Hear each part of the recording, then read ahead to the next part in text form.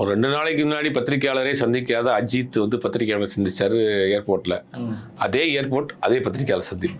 அப்போ ஒருத்தர் செஞ்சாதான் பதிலுக்கு செய்வாரா அப்படிங்கிறது இருக்கு. அஜித் ஒரு அரசியல் கட்சி தலைவர் கிடையாது.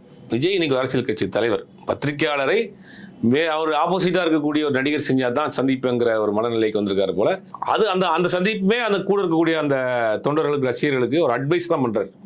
நீங்க என் பின்னாடி வராதீங்க, நான் ஷூட்டிங்காக போறேன், பெர்சனல் வேலை அப்படிங்கிறாரு. பட் அதை வந்து ஒரு ட்விட்டர்லயோ ஒரு வீடியோவோ கூட போட்டிருக்கலாம். பத்திரிகையாளர் சந்திப்பை இதுவரைக்கும் சந்திக்காத பத்திரிகையாளர் சந்திப்பை இப்போ சந்திச்சு ஏர்போர்ட்லேயே பேசணுங்கிற விஷயங்கிறது வந்து விஜய் அஜித் பண்ணாரு, நம்மளும் பத்திரிகையாளர் சந்திக்கணும் அப்படிங்கிற ஒரு கம்பல்ஷனுக்கு வந்திருக்குன்னு நினைக்கிறேன். இல்லை, ஏன்னா விஜய் பத்திரிகையாளர் சந்திக்காத வரைக்கும் சந்திக்கலன்னு சொல்லிக்கிட்டு இருந்தாங்க. இப்ப சந்திச்சதுக்கு அப்புறம் அஜித் சந்திச்சதுனால சந்திச்சிட்டாரு அப்படின்னும் ஒரு விமர்சனம் வருது. இதை எப்படி நம்ம பார்த்துக்கிடுறது? இல்ல, எந்த காலகட்டத்தில் எந்த சூழ்நிலையில் எதற்காக பத்திரிகையாளர் சந்திச்சாருங்கிற விஷயம் இருக்குல்ல.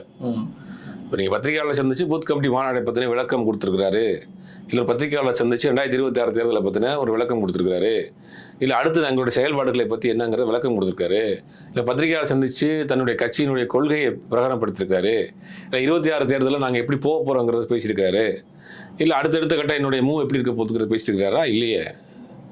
ஒரு அட்வைஸ் கொடுத்துருக்காரு தன்னுடைய ரசிகர்களுக்கு. அந்த அட்வைஸ் வந்து